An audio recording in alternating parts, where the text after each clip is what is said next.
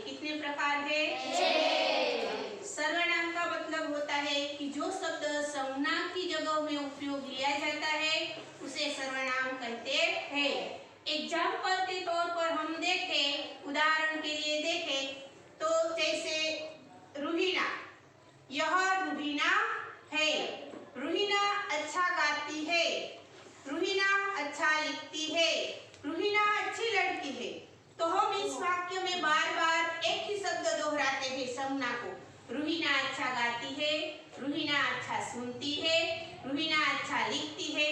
तो जब हम वाक्य लिखते हैं तब एक ही शब्द बार बार लिखते हैं, तो जो वाक्य रचना है वो लिखने में और सुनने में हमें ऐसा नहीं लगता कि ये सही है। सही तो होती है, लेकिन कभी कभी हम यह जो शब्द बार बार लिखते हैं उसकी जगह जो शब्द और लिख देते हैं जिसे हम सर्वनाम कहते हैं, तो वाक्य रचना अच्छी लगती है। जैसे रुहीना अच्छी लड़की है, रुहीना अच्छा गाती है, वो अच्छा लिखती भी है। वो का मतलब क्या है? सर्वनाम। अब हम दूसरा उदाहरण देखें तो मान लो राहुल अच्छा लड़का है, राहुल शांत लड़का है, वो लिखता अच्छा है, वो गाता अच्छा है। तो इसमें पहले राहुल संज्ञा है और बाद में वो शब्द का उपयोग किया। इस प्रकार हम संज्ञा की जगह वो, उसे, उसका, तुम्हें, तुम्हारा, हमारा, मैं, इन सब शब्दों का इस्तेमाल करते हैं। तो ये जो शब्दों को जो इस्तेमाल करते हैं उसे सर्वनाम कहते हैं।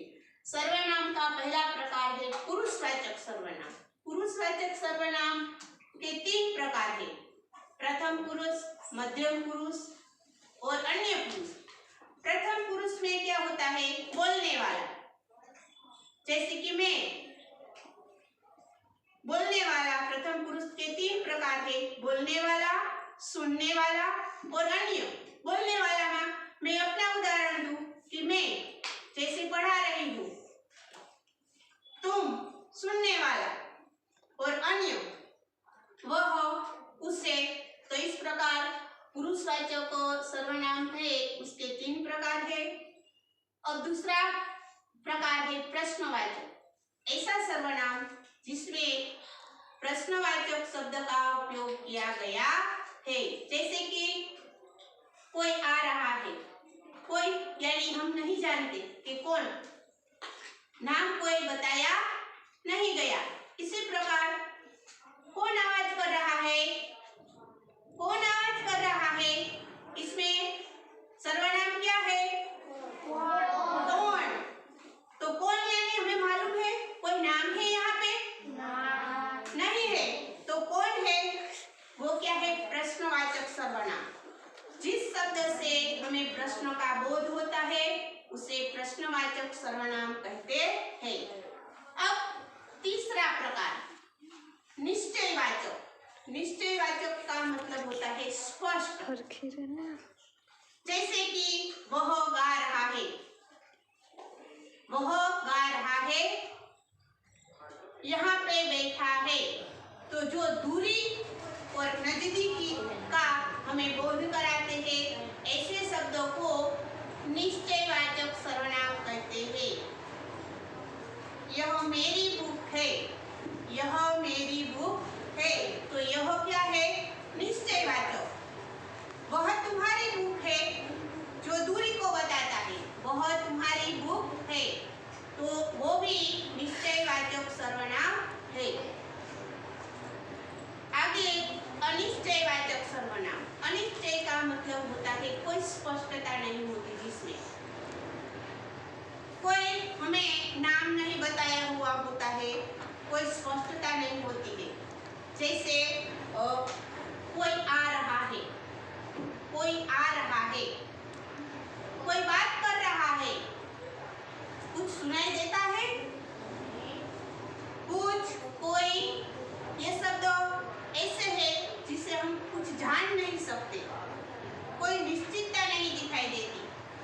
कोई यानी हमें मालूम नहीं है, कुछ यानी क्या, वो भी इसमें निश्चितता नहीं दिखाई देती। तो जो शब्द है सर्वनाम के जिसमें कोई निश्चितता नहीं होती, ऐसे शब्द का हमें है उसे अनिश्चितवाचक सर्वनाम कहते हैं। तो वाक्य में ऐसे शब्द हो तो हमें तुरंत ही पहचान हो जाती है कि कोई और कुछ जैसे शब्द इस प्रकार में प्रयोग किए जाते हैं। अब आगे निजवाचक सर्वनाम। निज का मतलब होता है स्वयं। निज का मतलब होता है स्वयं। जिस वाक्य में सर्वनाम को निजवाचक सर्वनाम का स्वयं का निज का हमें बोध होता है उसे निजवाचक सर्वनाम कहते हैं। जिसमें अपने आप, मैं, स्वयं, खुद, अपना ऐसा शब्द का प्रयोग होता है। जैसे मैं अपना काम खुद कर लूंगी तो इसमें खुद। तुम अपने आप लिखो तो इसमें कौन सा सर्वनाम का उपयोग हुआ है? अपने आप। मैं स्वयं जाऊंगी, स्वयं। तुम खुद लिखना, खुद। तो ऐसे शब्द निजवाचक सर्वनाम में आते हैं। अब आता है संबंधवाचक सर्वनाम। संबंधवाचक सर्वनाम किसे कहते हैं? संबंधवाचक सर्वनाम का मतलब होता है जो संज्ञा और सर्वनाम दोनों के बीच का संबंध बताता है, इसका हमें बोध होता है। जैसे संबंधवाचक सर्वनाम यानी जो संज्ञा और सर्वनाम का हमें बोध कराता है, ऐसे शब्द को संबंधवाचक सर्वनाम कहते हैं। जो जैसा करेगा वो ऐसा फल पाएगा। जैसी करनी वैसी करनी, जिसकी लाठी उसकी भैंस। तो इस प्रकार जो, जैसा, वैसा, जिसकी, उसकी, ये शब्द है वो संबंधवाचक सर्वनाम के दृष्टांत है। तो इस प्रकार हम 6 सर्वनाम के प्रकार को हमने यहाँ पे जाना और इसके आधार पर आपको सभी प्रकार के एक एक दृष्टांत को अभी लिखना है। सभी एक एक दृष्टांत को लिखें।